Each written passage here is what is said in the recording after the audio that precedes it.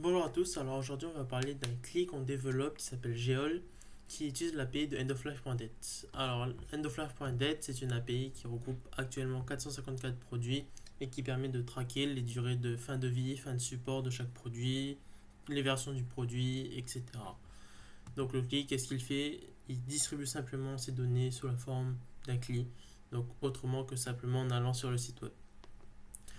Donc aujourd'hui, on va voir comment on peut utiliser ce CLI dans une GitHub Action avec l'action associée qui s'appelle GeolAction. Alors, pour ça, on va partir d'un repo tout neuf. Vous pouvez voir, il n'y a qu'un readme sur ce repo. Donc, j'ai ouvert un code space dessus. On va commencer par installer Geol. Donc, comment installer Geol? Il y a plusieurs solutions.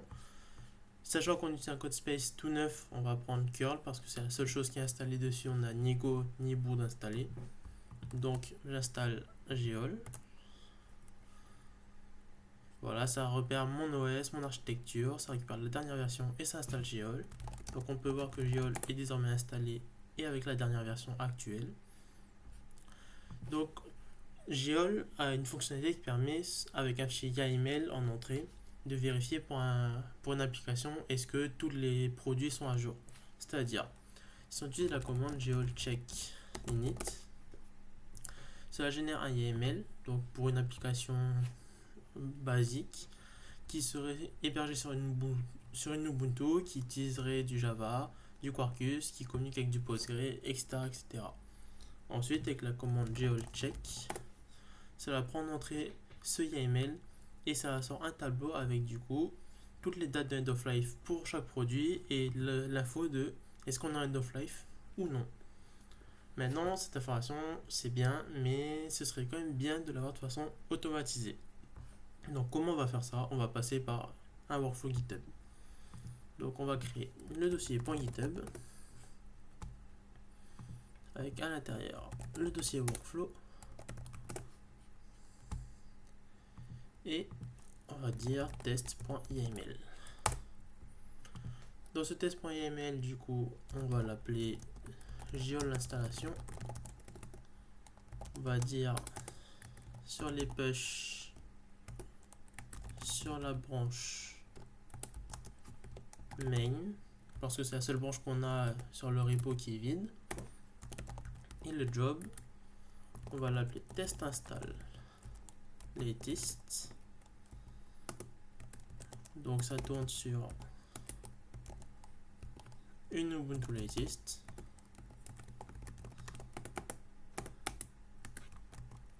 Et en steps, alors le premier, ça va être simplement le checkout.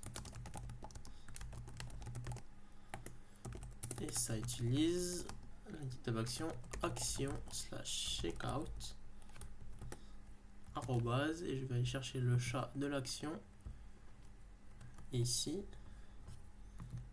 Tac. Maintenant j'utilise la GitHub action de Geol pour installer Geol.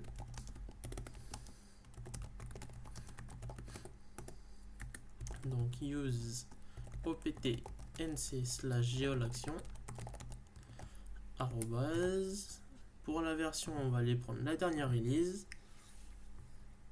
Hops. Et voilà le commit de référence.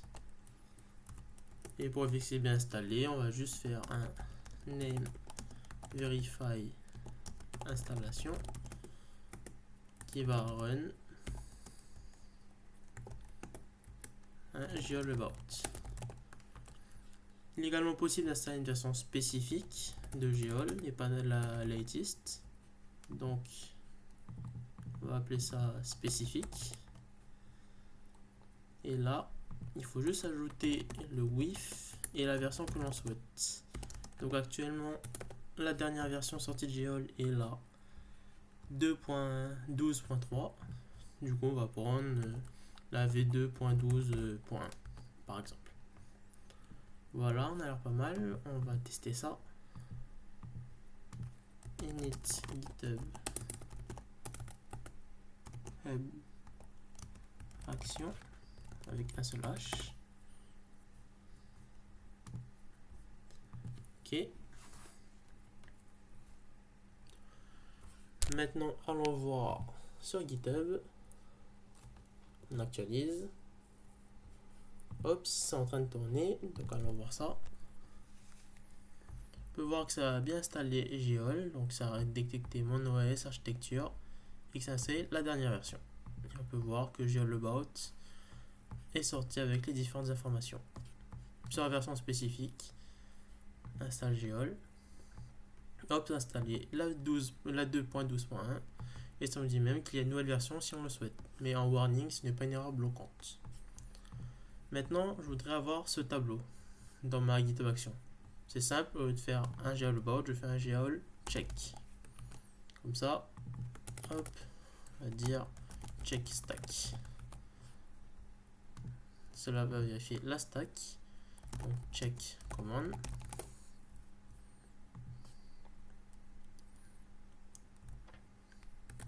Allons voir ça.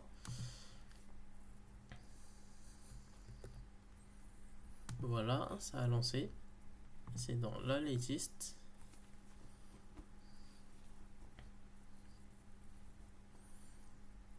Et on peut voir qu'on a les mêmes informations que lorsqu'on a utilisé le CLID, donc les produits qui sont end of life et le tableau récapitulatif de toutes les informations.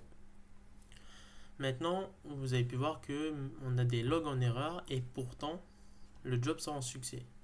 Pourquoi? Parce que ce qu'on veut, c'est informer le développeur qu'il y a des produits qui sont end of life.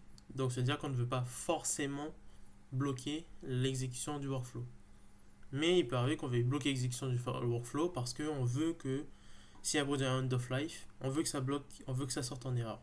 On veut informer le développeur. Dans ce cas, on utilise le flag qui s'appelle strict. Et là, cela fera sortir en erreur le workflow si on a une erreur end of life. Alors, error output, error exit.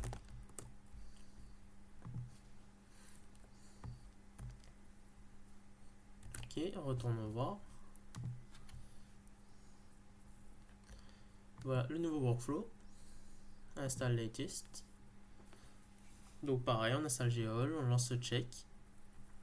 Et là, on peut voir que ça a échoué. On a un exit code 255 qui nous dit attention, on a un ou plusieurs produits qui sont en end of life ou pas dans la dernière version. Pourquoi pas dans la dernière version? Parce qu'on a un paramètre dans le YAML ici que l'on peut ajouter à un produit pour dire ce produit on veut que ce soit toujours la dernière version. Si c'est pas le cas, on veut une erreur. Donc c'est pas la dernière version, donc on a une erreur pour dire attention, actuellement on est en 3.2 alors que la dernière version c'est 3.6. Et d'après ce qu'on a dans les emails, on est censé être en 3.6. Donc c'est pas bon. Plus tous les end of life, dans ce cas on sort en erreur et le workflow échoue. Maintenant ça c'est bien, mais il manque quand même quelque chose parce que ça nous oblige à aller dans le workflow directement voir l'erreur. Ça pourrait être sympa d'avoir un GitHub issue qui se crée de façon automatique s'il y a une erreur. Ça pourrait être sympa.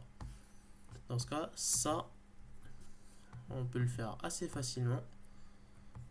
Donc là, je vais tricher un petit peu. Je vais utiliser un code que j'ai déjà généré avant. Ici. Ops. Donc c'est pareil, on va créer un fichier de report avec le geol check strict parce qu'on veut une sortie en erreur s'il y a une erreur. C'est pour ça qu'on exit avec le check exit code qui est ici.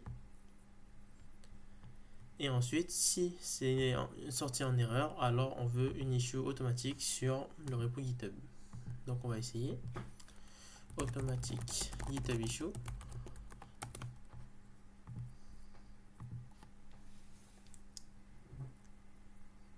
Ok, allons voir la GitHub action. Donc installe latest. Ok, on installe Geol. On lance Geol check. Hop, il est sorti en erreur. Alors. Ah oui, ok. C'est normal que ça échoue parce qu'on n'a pas donné les permissions au workflow de créer une issue. Donc on va régler ça tout de suite. Permission, on va dire que les contents, il doit pouvoir les read. Et les issues, il doit pouvoir écrire. Donc maintenant avec les bonnes permissions, cela devrait mieux fonctionner. Retournons voir. Hop. Donc on recommence, on installe Geol, on vérifie. Hop, on voit que là ça a échoué. Et ça nous a dit c'est bon, j'ai créé une issue. Donc allons voir cette issue. En effet, ça a bien été créé. Donc allons voir.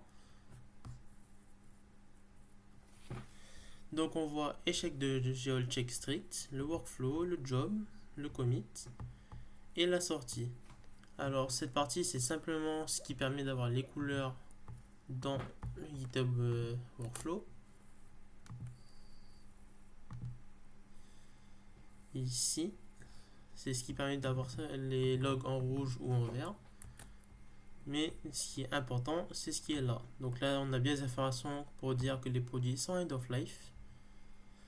Ou alors que trafic devrait être dans la dernière version et ce n'est pas le cas. Avec le tableau récapitulatif, si jamais on veut l'exploiter. Comme ça, le développeur est informé du problème et il peut prendre la décision de soit faire une montée de version, soit d'accepter d'avoir des versions qui sont end of life. Mais au moins comme ça, les gens sont au courant de ce qui se passe et ils savent que ok, ça on a end of life, il faut faire attention, ou ah ça on a end of life, dans ce cas on peut faire la mise à jour et ne plus l'être. Donc voilà, c'était une petite vidéo pour vous présenter cette GitHub Action qui utilise le CLI Geol. On espère que ça vous a plu, on espère avoir des retours, que ce soit positifs ou négatifs, sur la GitHub Action et le CLI en général. N'hésitez pas à venir ouvrir un issue si vous avez des choses à ajouter. Et à une prochaine fois.